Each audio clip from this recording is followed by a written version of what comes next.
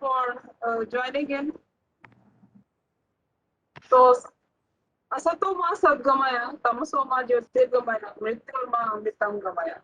So, with this prayer from leading to darkness to light, from unknown to known, and from destruction to immortality, we initiate our fifth weekend talk of this weekend talk series, organized by Center of Excellence in Safety Engineering and Analytics, COE SEA IIT Kharagpur. With this, myself, Ms. Mom Mitra from Tata Steel, along with Sinjana, Sovik, and Ashish from IIT Kharagpur, welcome all of you heartily to this weekend talk series. Today, we have heavy downpours in major parts of India. So I thought I would just quote something from Erin Hansen's poem, The Rainstorm. So it correlates to the job that safety professionals do. So it says that you are born to be a rainstorm, to send your voice throughout the night, to sing your song with falling raindrops, to break the darkness with your light. You are born to show raw beauty, to wash the dirt from their eyes. So we know the safety professional's core job is to show the light, sometimes to feel the heat. And with this, I welcome all the dignitaries to this virtual dais, Professor J. Maiti, Chairman, COE, SEA, Professor Obi Krishna, convener of the Weekend Talk series, and Professor Valerio Cozzani, our expert speaker for today's session. About Professor Cozzani, Professor Valerio Cozzani is a professor of chemical engineering at University of Bologna, Italy, where he leads the Laboratory of Industrial Safety and Environmental Sustainability. He has about 25 years of research experience in the fields of risk analysis, safety assessment, sustainable design, chemical processes, with a specific focus on multi-risk assessment, cascading events, and domino effect. He also chairs the Technical Committee on Chemical and Process Industry of European Safety and Reliability Association, and is also an Italian delegate on the Working Party on Loss Prevention in the Process Industry, established by the European Federation of Chemical Engineering. He serves as an associate editor for Safety Science and as a member of the editorial board for the Journal of Hazardous Materials and for the Journal of Loss Prevention in the Process Industry. He is a counselor in the Italian Association of Chemical Engineering and chairs the Italian Committee for Safety and Reliability in Process Industry. So, ladies and gentlemen, now I request Professor Maiti to formally welcome our expert speaker for this session. Thank you, Mom. It's my great pleasure to welcome Professor Valerio Cozzani. He's my very good friend and co-editors in Safety Science. This is the fifth week of lecture of the weekend lecture talk, and we are extremely, I can say we are overwhelmed by Professor Cozzani's gesture and his acceptance of our request to present today. So Professor Cozzani doesn't require any introduction. You know, if you talk about chemical safety, any oil, natural gas, offshore engineering, any process safety and environmental sustainability, and if you Google, you will find out that there are hardly anyone who can match with the expertise of Professor Cozzani. So he is having more than 500 publications, more than 10,000 citations, more than 60 H index. So these all are basically the academic credentials which we all admire, and this is very, very difficult for people like us to achieve such a great height in academic community. And I am fortunate enough to be associated with Professor Cozzani. Professor Cozzani, my hearty welcome to this lecture. And you know that our center is a new one established in 2020, and we are in the process of safety movement in India, as well as in the process to the international level also. We are thankful to you, Professor Cozzani. Please, Professor Cozzani. Thank you, Professor Maiti, and I am very happy to be with you all. Regretfully, only virtually. I hope there will be possibility to exchange visits in the future. I'm very grateful for this invitation, because it's very important, even in these difficult times, to establish some common, some cooperation, some exchange in the scientific community and in the safety community. And I am very happy to to contribute with you all, bringing some light in the darkness, as in your introduction. And however, I think that Professor Mighty has strong shoulders to bring his knowledge and contribute to this topic in your institute. And I think this will grow up soon, even if I understand it's a young institution, will grow up strong and will soon be recognized at the center of competence.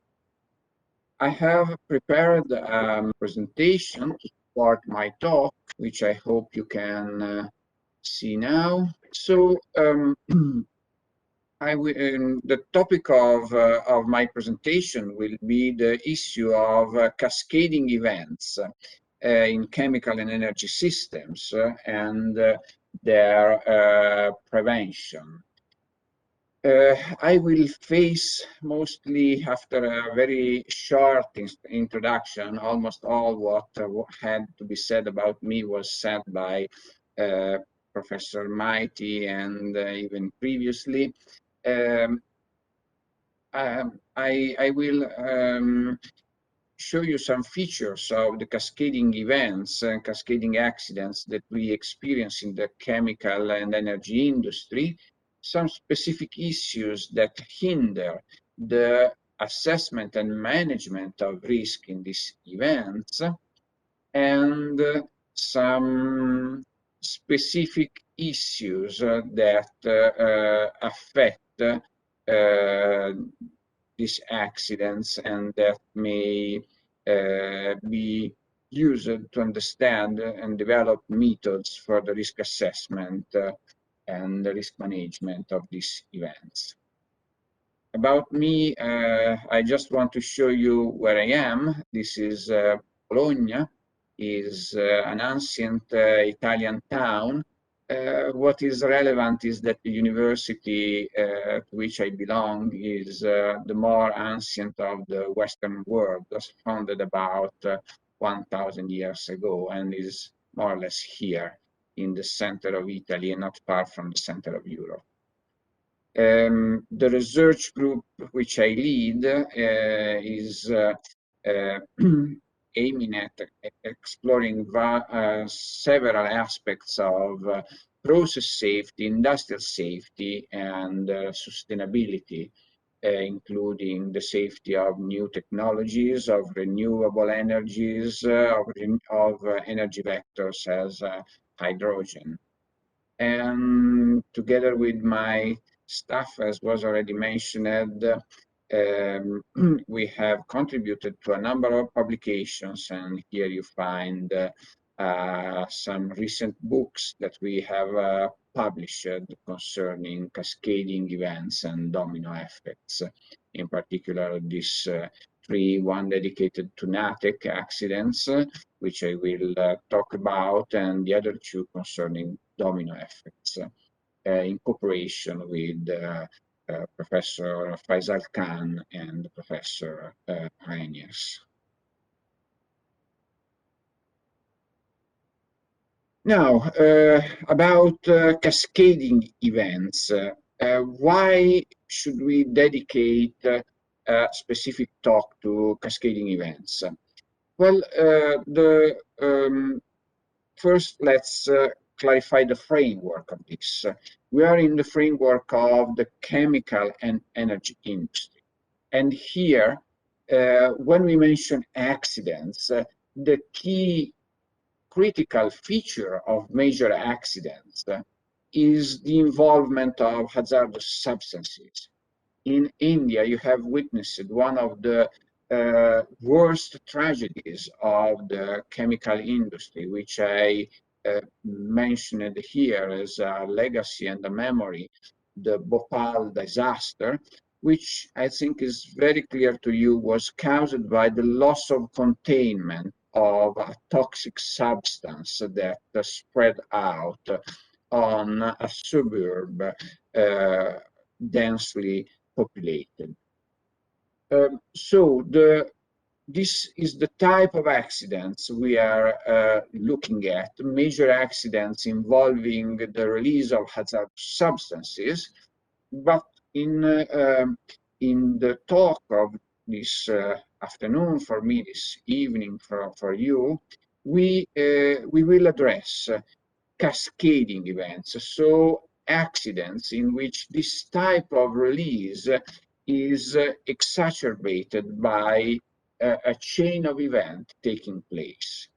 So it's a very specific type of accident, which is high impact and low probability, because obviously even we are lucky enough that even the, let's say, major accidents are not frequent events, but still they take place. Now, these cascading events have a frequency that is even lower, because we need that a first event, a first negative event, an accident or a natural event, causes a second or more than one further event. So the probability of this is low. However, the severity, the number of expected fatalities may be high. And in a perspective in which the number of accidents with respect to the year is constantly decreasing worldwide, however, the population and the public opinion is pressing industry to be more and more safe. And this is what causes an increasing attention to this type of cascading events, whose frequency is actually low, but when they take place, they may cause a huge disaster.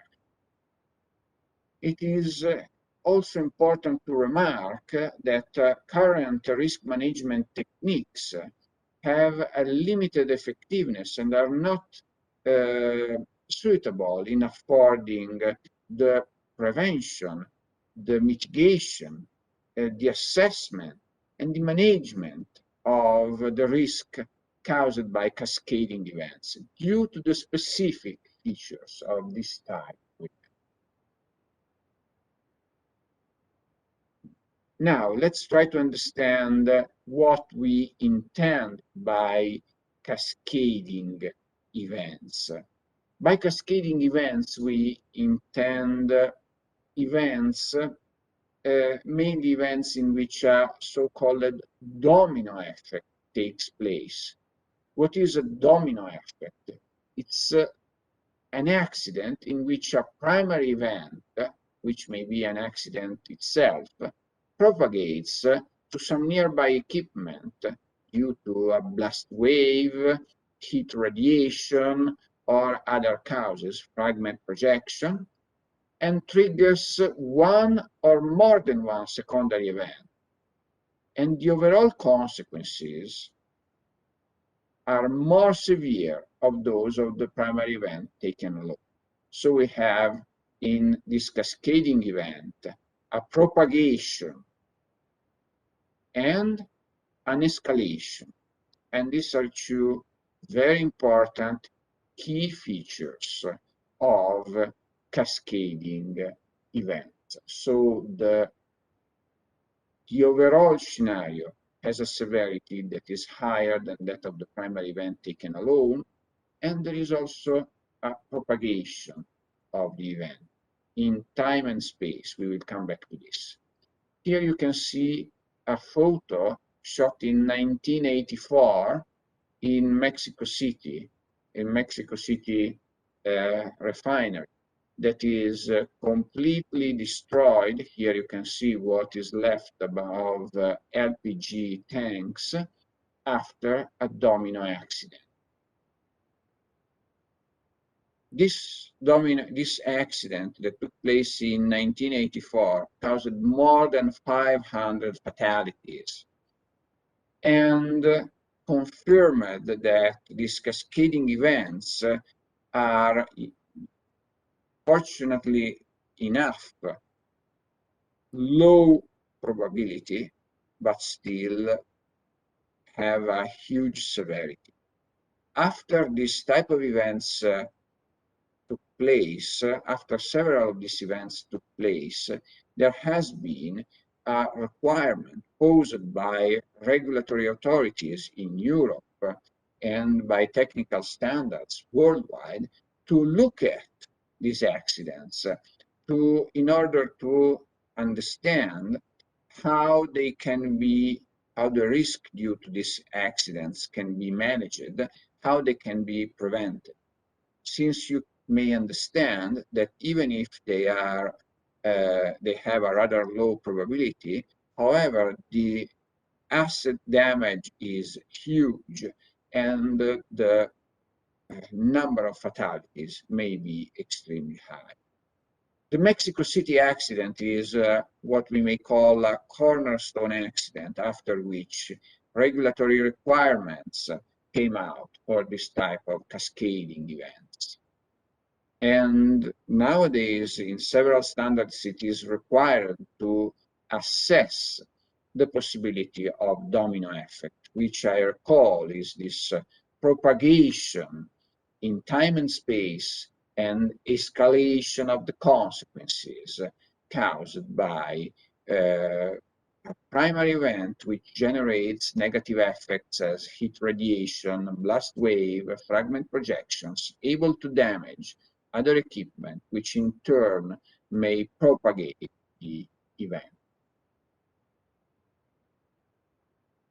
More recently, the domino effect came out as a problem after the Mexico City accident, so at the end of the 80s, after 1985.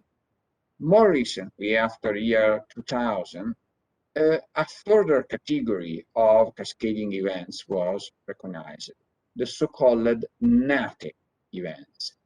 NATEC events are a specific type of cascading events in which a natural event, an earthquake, a flood, lightning, wind, or whatever, an intense natural event causes damage to industrial installations, which in turn evolve,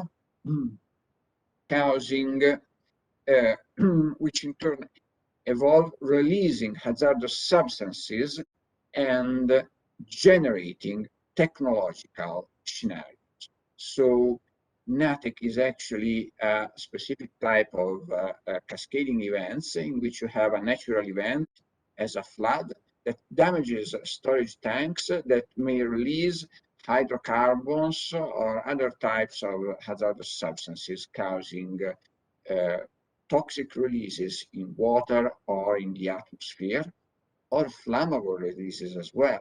And so, again, you have this effect of propagation and escalation of the primary event.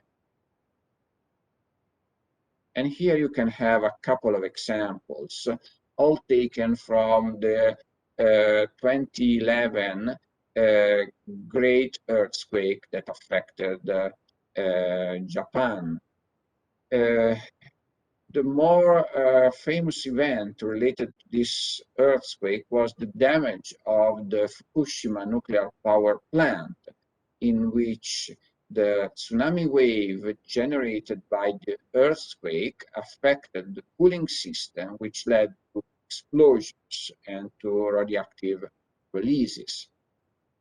But even before this event that took place with the tsunami wave, and which started with the tsunami wave but took place in several days after the tsunami wave, we have huge destruction caused by the tsunami waves and fires in industrial ports where hydrocarbons are were downloaded from ships, in LNG terminals, which were badly damaged by the tsunami wave. Again, here you can see this is an industrial port where a number of atmospheric tanks were damaged and dislocated by the tsunami wave.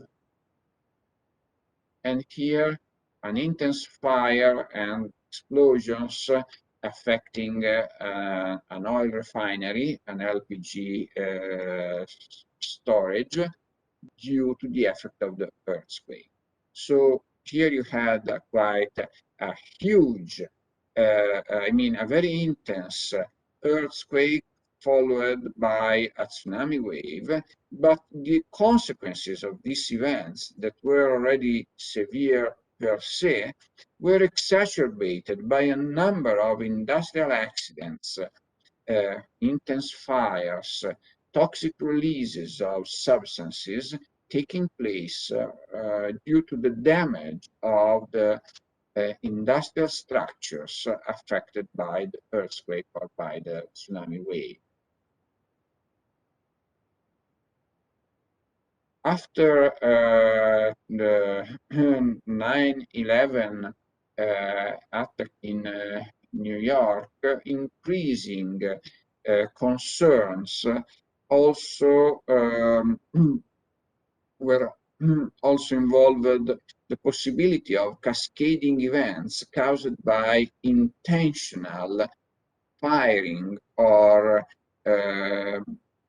bombing or sabotage of any kind of industrial installations caused intentionally for political reasons, but outside war zones, so in civil areas.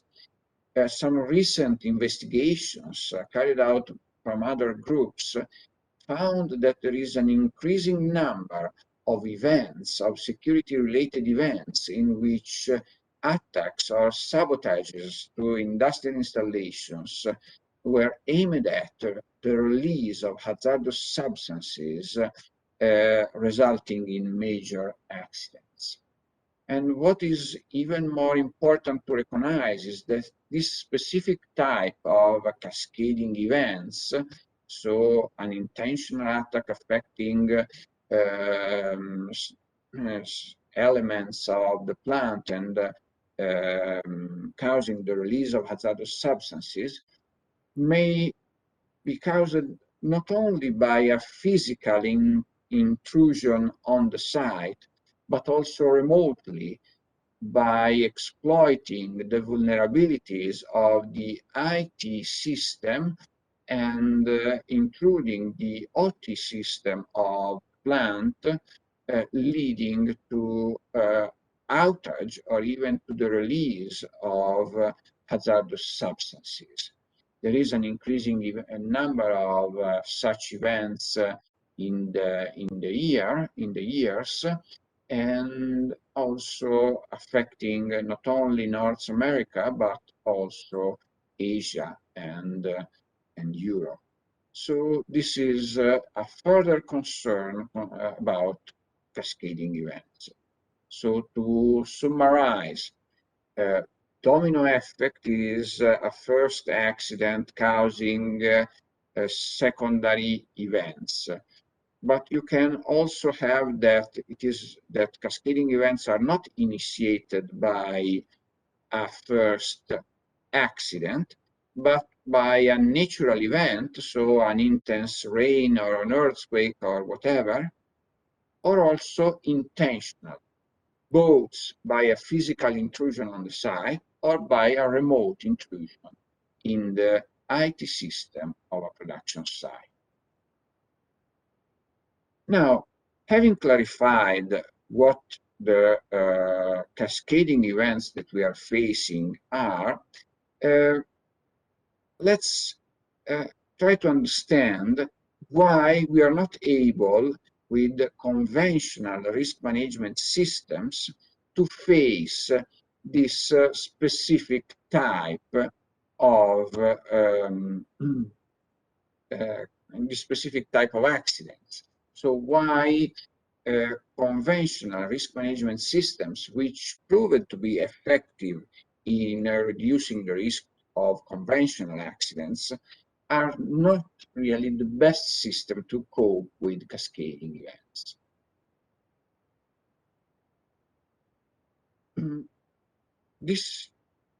The reason for conventional risk management to fail in preventing cascading events is that these systems are usually aimed at considering safety barriers to prevent or mitigate the consequence of the accident, but are not specifically aimed to face, are not specifically designed or aimed to face the cascading events. It is also important to recognize that cascading events are different with respect to conventional risks and conventional accidents if you consider the risk characteristics. Let's go back to this plot. Here in this plot, you can see on the y-axis the frequency of accidents, and in the x-axis the magnitude or severity of the consequences. So that this blue line is actually an isorisk curve. So if you calculate the risk has the same value in any point of this line. But when you manage conventional risks, you deal with events that are well known, expected, credible, and that maybe even might have been experienced by risk managers and even by the personnel of the plant. So you deal with rather frequent and expected events. While when you go to cascading events, these are events with a low frequency and high magnitude. So this means that they fall outside the experience, the everyday's experience. And so there might be a low awareness and also limited knowledge about the possibility of these events. As you understand, this is another area of the same isorisk curve, which is more difficult to tackle and which is outside the area where conventional risk management methods work. Cascading events are high impact, low frequency, involve a high number of complex scenarios, a complex characterization of the hazard and of the impact area. Safety barriers might not be perfect or might be hindered by the primary events, and utilities might be affected as well. So it might be that once you have the primary accident, some utilities are lost or damaged and are no more there to protect or to provide direction to the secondary equipment. So all this complexity makes slower the lesson learning and the knowledge building process in understanding and stating the framework for cascading events.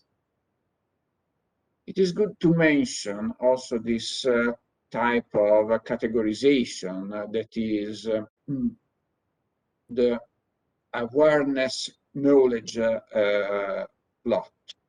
The current risk management system are mostly adequate to reduce the risk of what is called as a known risk. That is a risk for which there is enough knowledge to identify it and which we are aware about. While it is much more difficult to tackle risks which are known but which we are not aware of, or risks for which or phenomena for which we are actually not really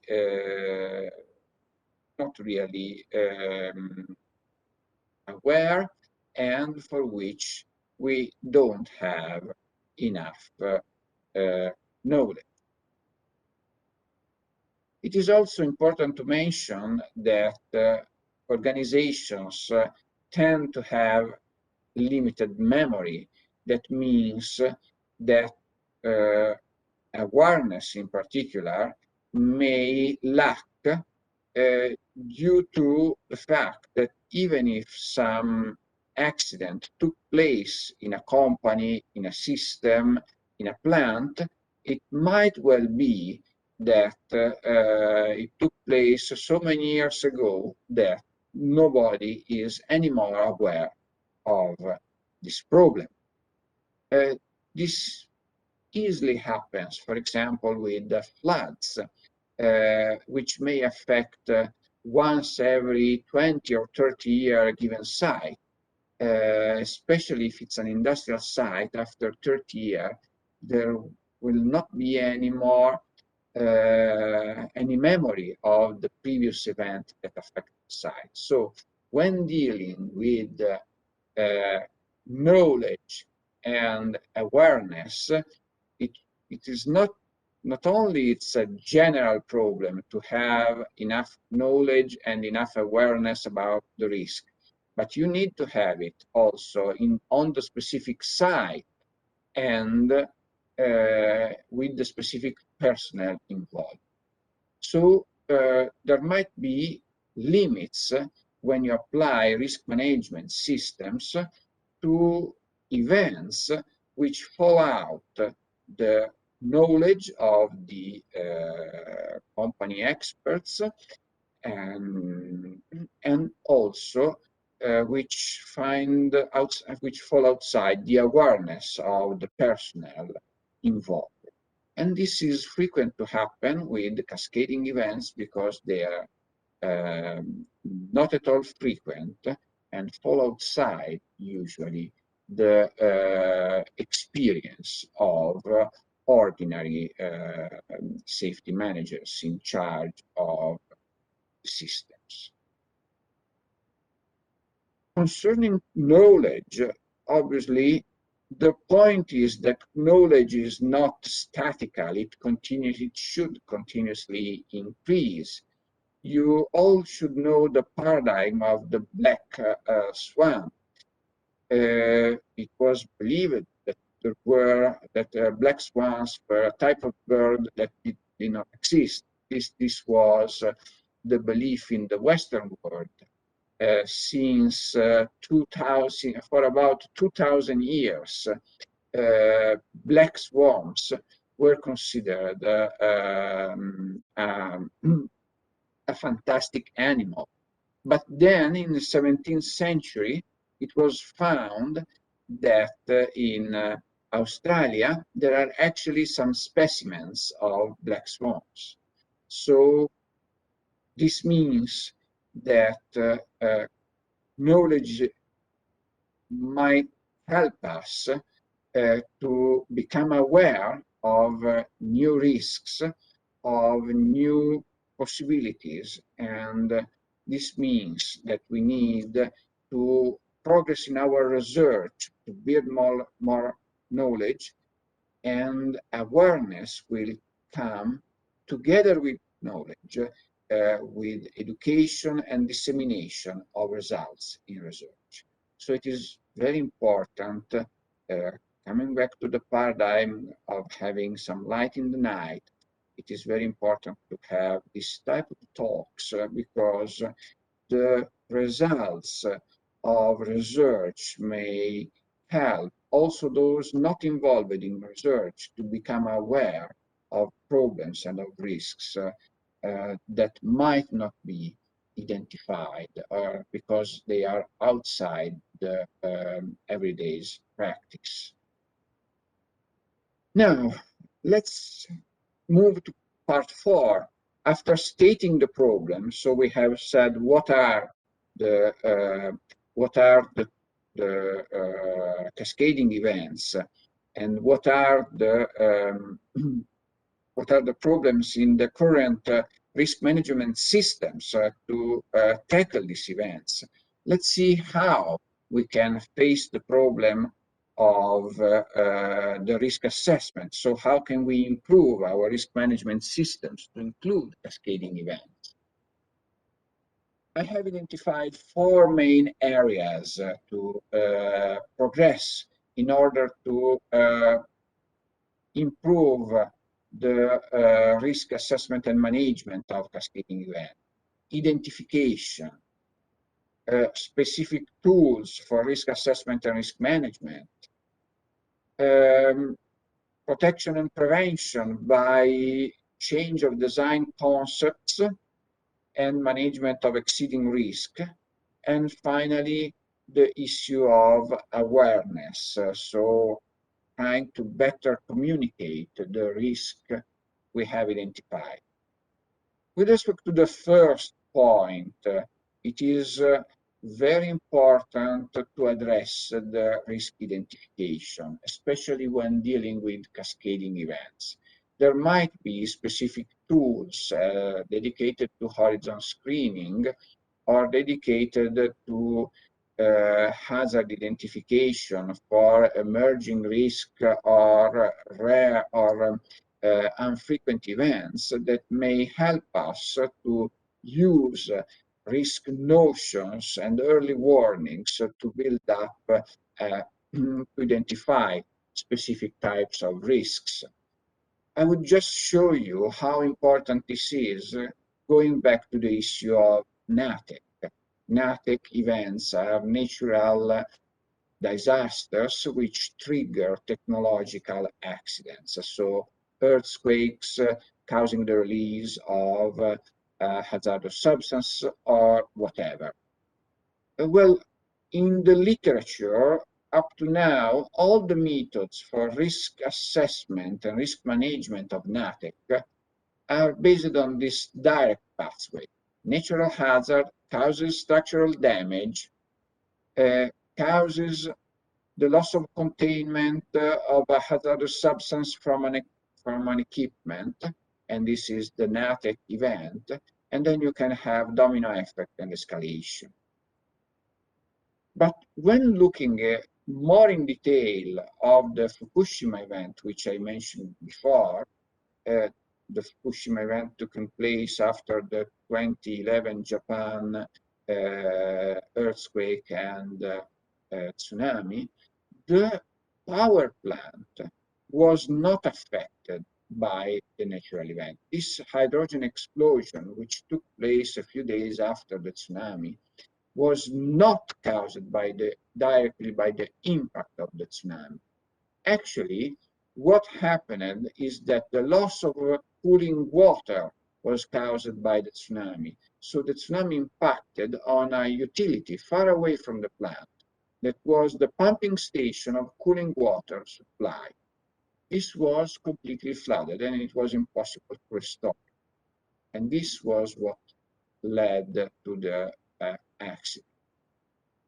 And there was an event which had some similar features in Crosby, Texas, a few years later in 2017. As you see in Crosby, there was a plant that was flooded.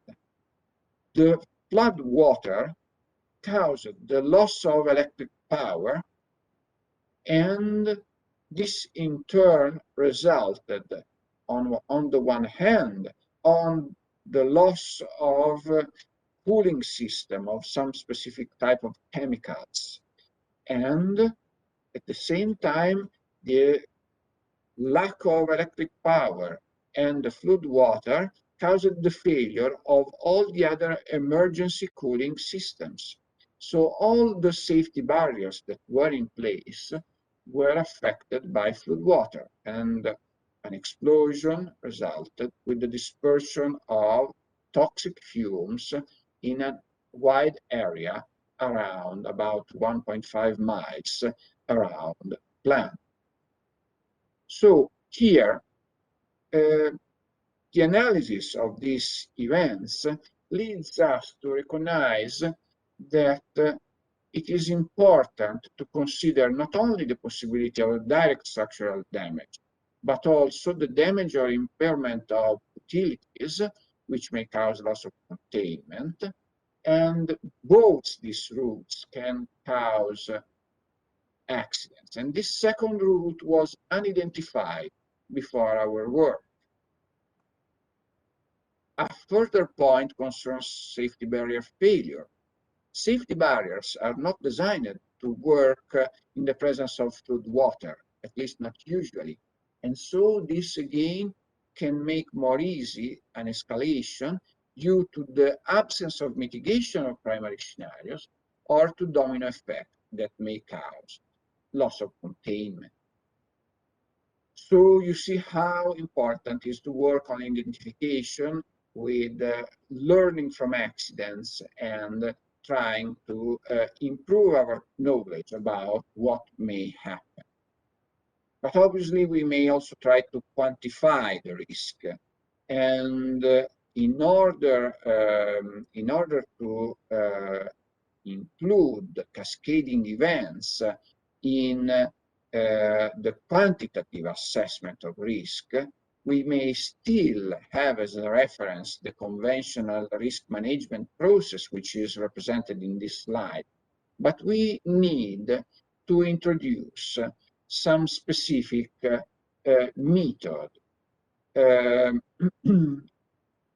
In the early 2010, together with Professor Kahn and with Professor Reniers, we have developed a number of quantitative assessment methods for the calculation of the risk caused by domino scenarios, so cascading events triggered by a primary accident. And this scheme that you see here allows for a quantitative calculation, and it's based on a limited modification of the original QRA principles. I must say that after 10 years, this type of approach has become kind of a standard when this type of accidents have to be quantified in industrial practice or by regulatory authorities. More recently, we have modified the quantitative risk assessment procedure in order to allow considering the cascading events generated by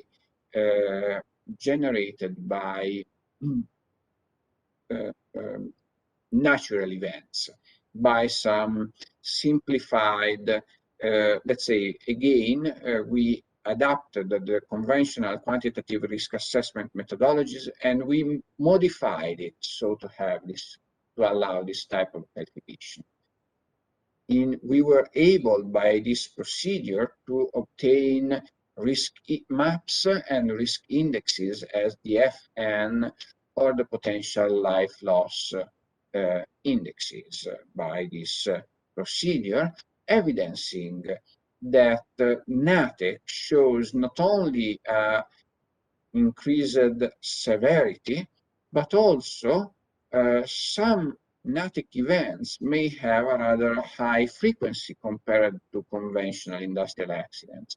So definitely this is a type of cascading events that needs to be included in risk management. In order to carry out this work successfully, we need what we have called key enabling models.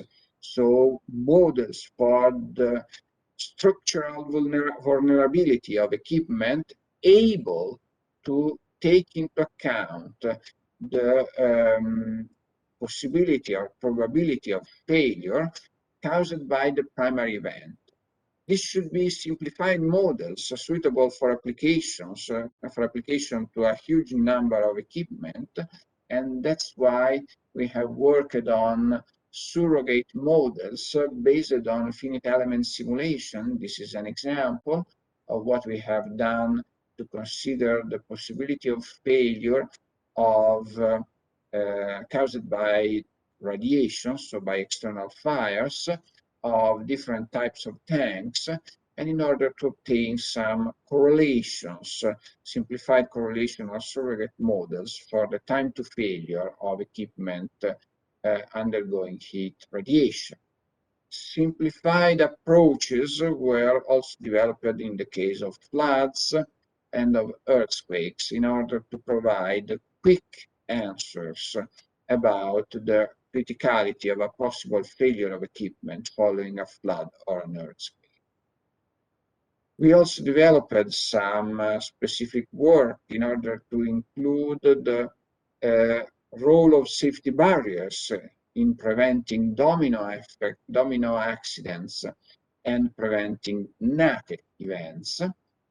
These are some examples of our recent work where we addressed the role of safety barriers in NATEC by some a specific three-level assessment in which we included expert knowledge about the possibility that different type of safety barriers may fail in this type of events.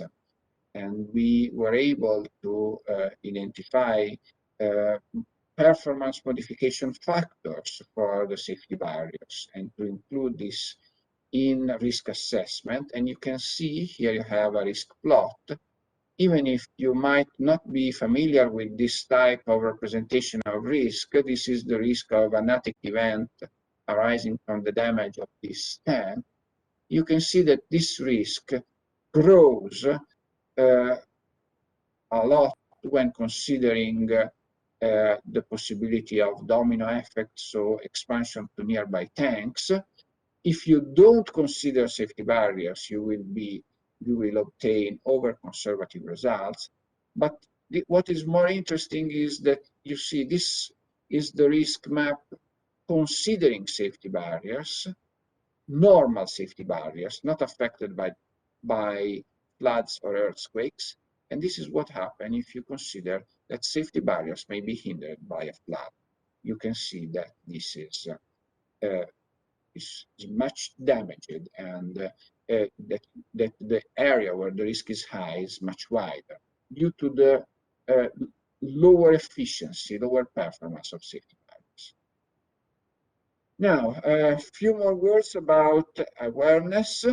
We need not only to build tools that are able to calculate the risk, but we should also give a look at how we communicate this risk.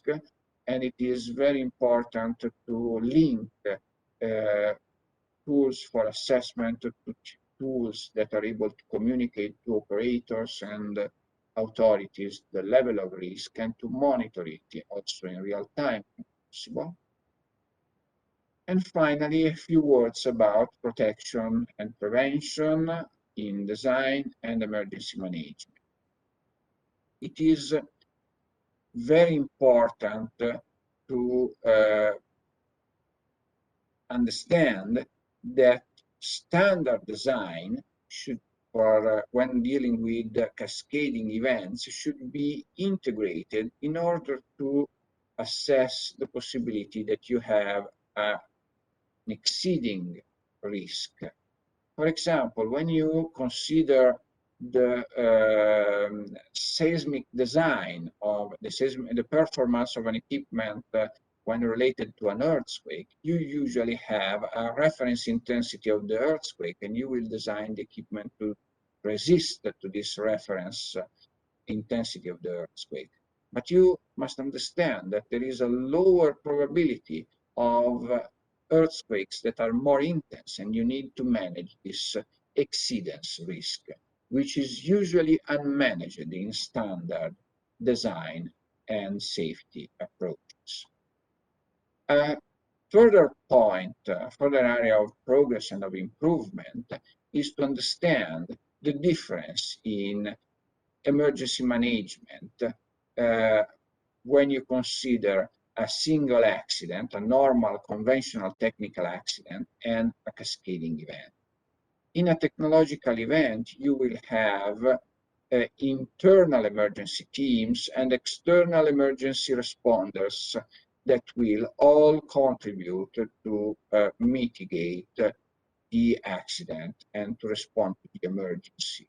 In a cascading event, you may have that part of the technical emergency measures may fail due to the event, and that all the resources should be divided by having to respond to several simultaneous emergencies, may be hindered by flood water or by damages due to earthquake, and for the same reason you might not have external help. And this is actually what happened in a number of cascading events as floods or earthquakes, where plant and operators were left alone to manage the event. So the capacity and the features of emergency response, beside are a key factor in managing the risk of exceedance, at least with the aim of protecting life and assets. And this is very important to consider when you plan how to improve the performance with respect to cascading events. And here we have some examples of the work that we have done on this specific topic in Italy, where we tried to build improved tools for capacity for emergency response, which provide in real time where the resources to respond to an emergency are positioned, so that the emergency planning and the first response can be more effective. I come now to the conclusions of this talk. First point, cascading events are high impact, low probability accidents, but there is a growing risk aversion and a growing demand of safety that asks us to cope also with this type of events. Conventional risk management systems are not able to deal directly with this type of events. In order to be able to assess effectively and to be protected from this type of cascading events, there are four main actions. One towards the integrated identification,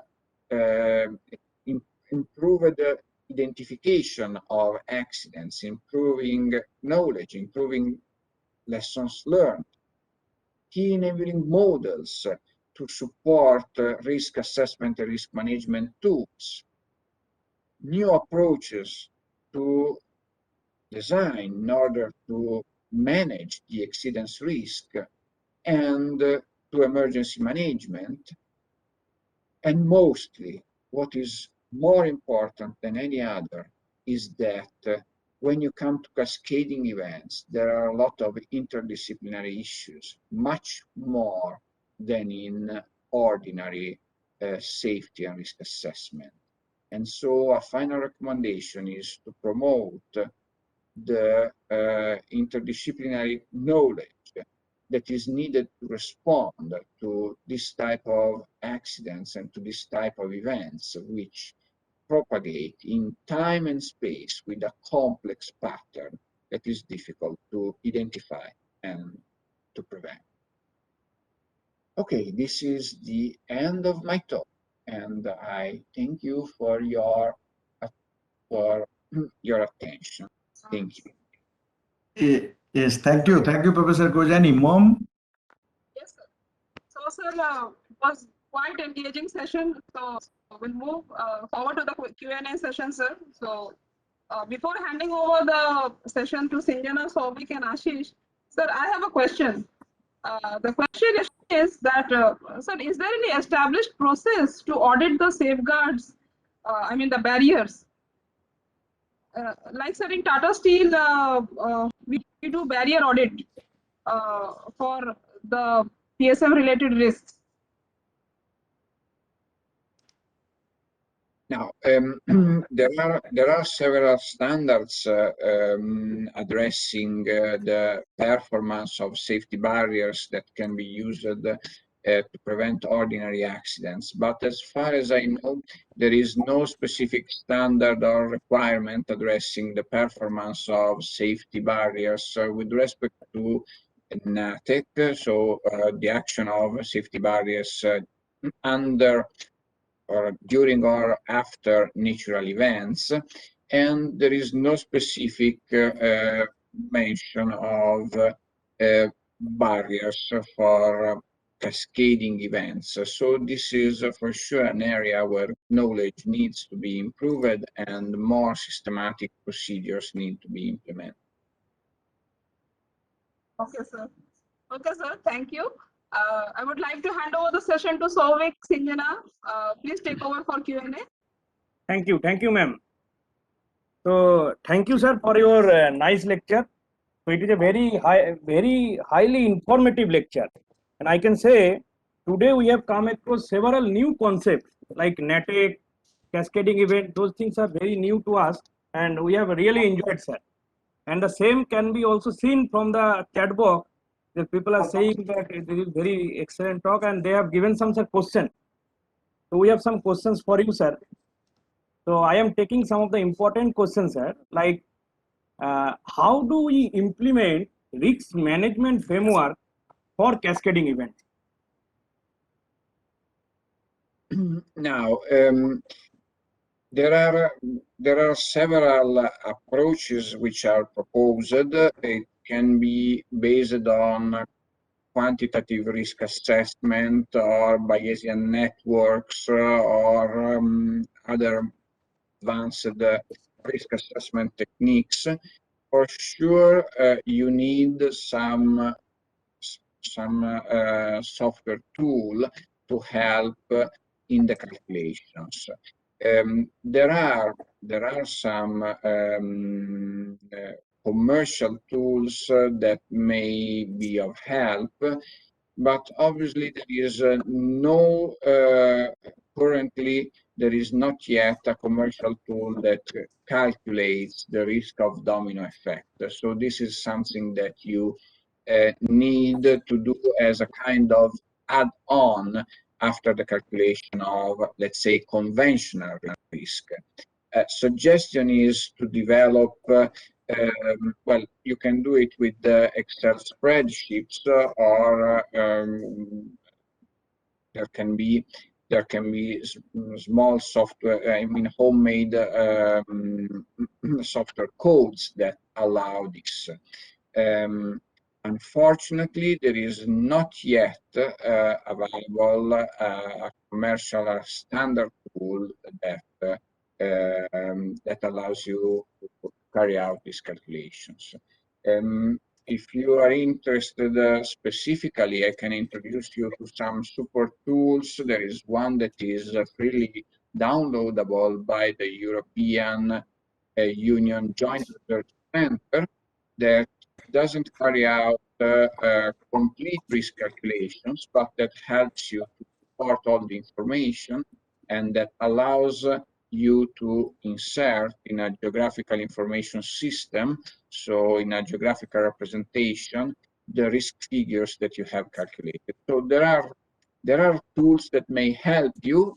To answer your question very briefly, there are tools that may help you, but unfortunately you need to build your own, let's say, spreadsheet at this time, or your own software tool, homemade software tool to carry out the calculation, or to ask someone to do that for you. There is not, unfortunately, a tool that is ready for immediate application. Thank you, sir. Thank you, sir. Sir, we are taking another question. Like, sir, what type of how to use industry 4.0 technologies like AI, ML in identifying and predicting this type of cascading event? I'm sorry, I didn't get one point of your question. How can How I to get use? at you? Yes, sir. Yeah. Can you repeat it? Yes, sir. How to use Industry 4.0 technologies like AI and ML in identifying and predicting cascading events? Thank you. Thank you for this. Is a very important, question.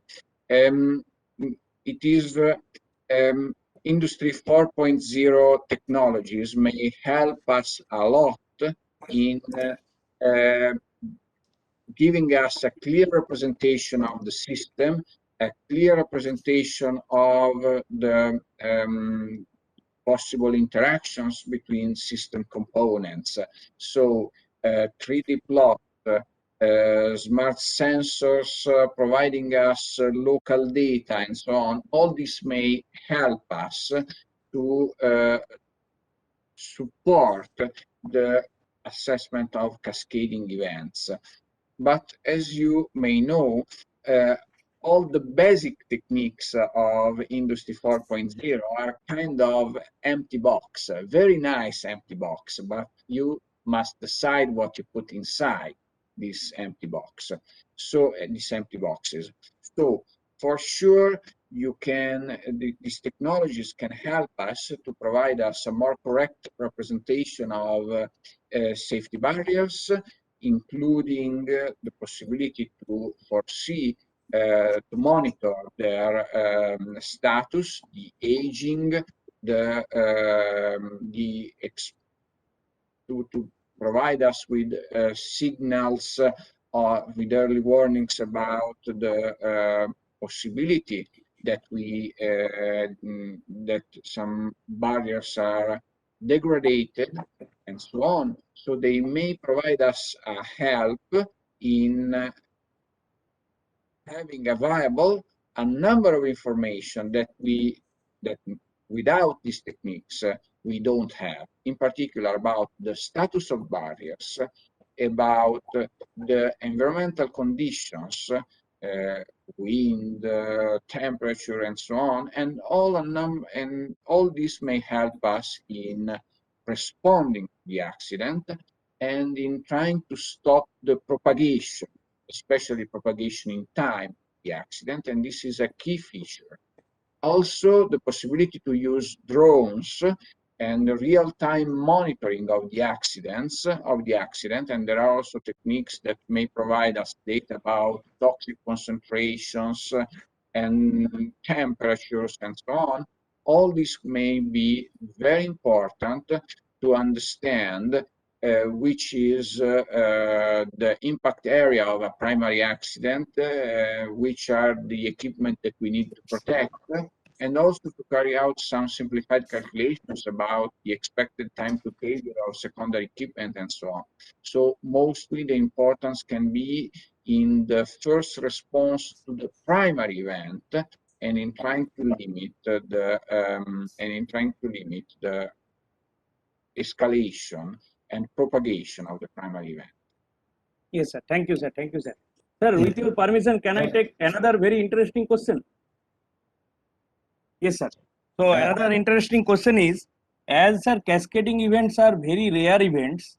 So in that case, how to educate people in the plant about this type of events?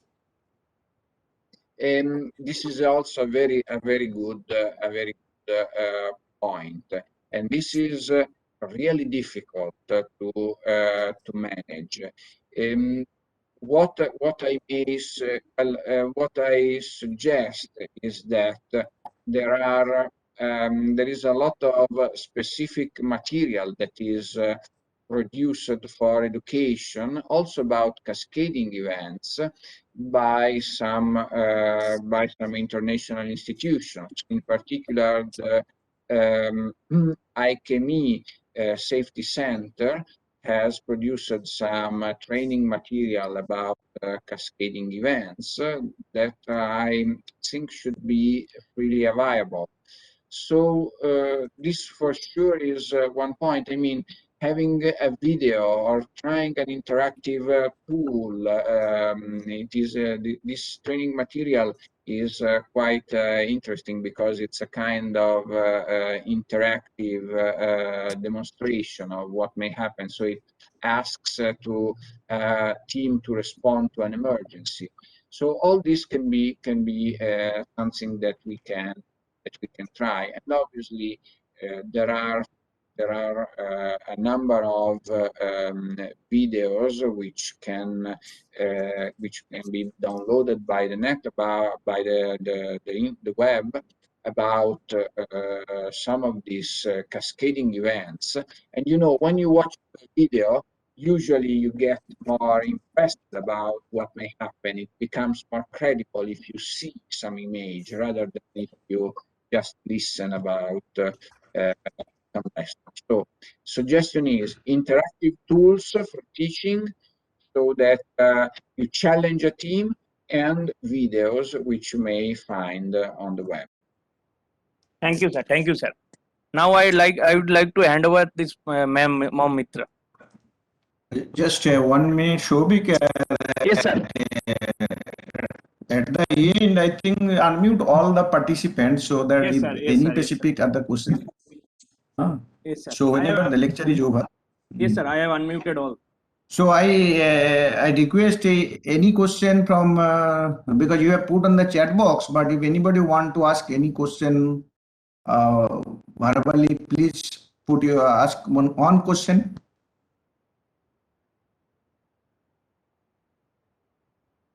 Okay, I think. Sir, this is Hari. I would like to ask a question. What does Yeah. it mean to know propagation of time? Please be a little louder. We are not able to hear you. What does it mean when the professor says propagation in time? Okay.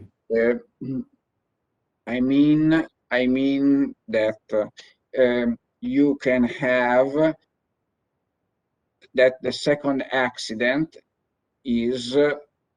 takes place in the same part of the plant, but in a different time. I mean, I mentioned propagation in space. This is evident. It means that you will have a secondary accident somewhere else in the plant, so affecting a second unit, a third unit, and so on. But what may happen is also that at a different time, in a different location, but also in the same location, you can have a second accident. So this is important to recognize. Okay, so propagation in time is that you can have a second or a third accident at a different time with respect to the first.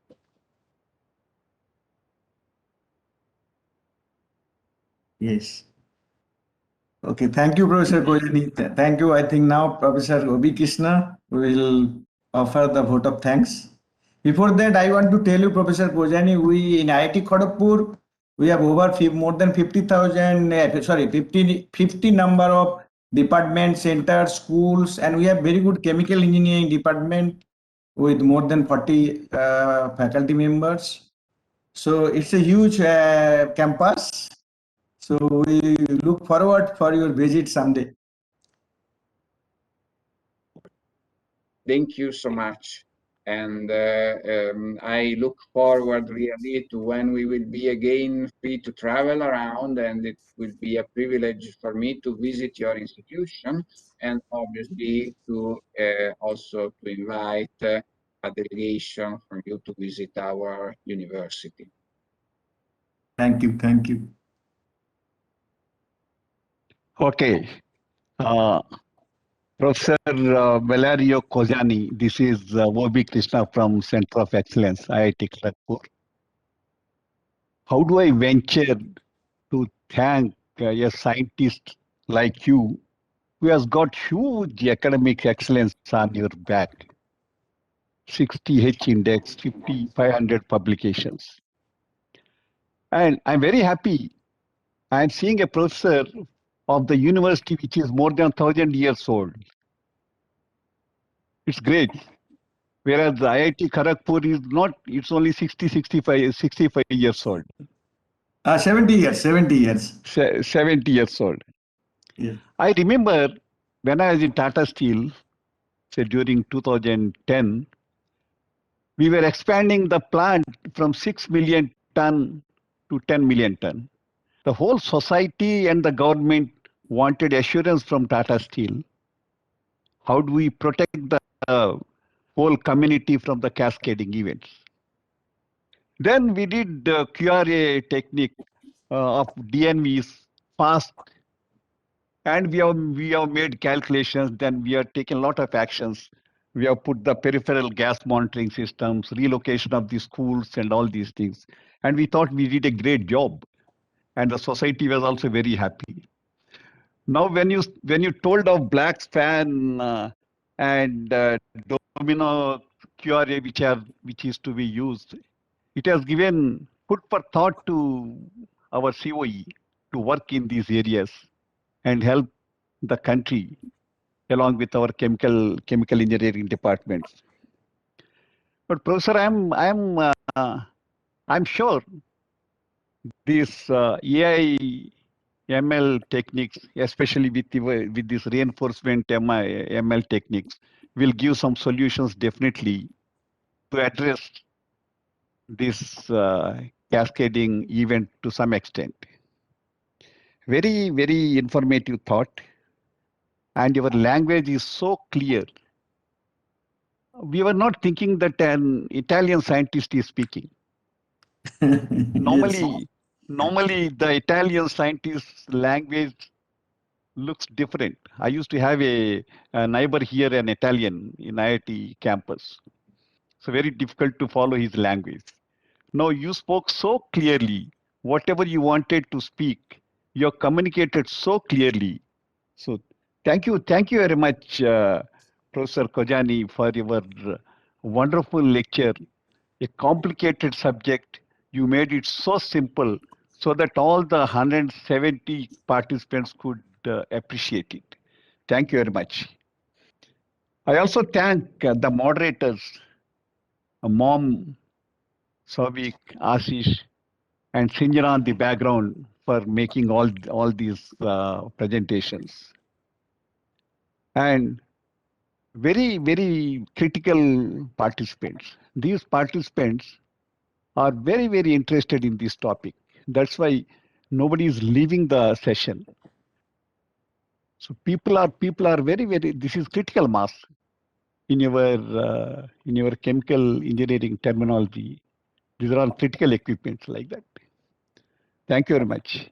Thank you for the IIT Kharagpur for giving such a huge platform to bring the speakers like you and also communicate to the world so that they can put some efforts, some interventions to make people and property more safe. Thank you, Professor Maiti. You have a big responsibility now, and you have an opportunity to collaborate with Professor Kojani and their university so that our COE can address some of these cascading events, which is very, very essential. India is expanding huge in the chemical industries. Thank you, participants. Your support is real motivation to the speakers and the organizers. Thank you all, and good night to all of you.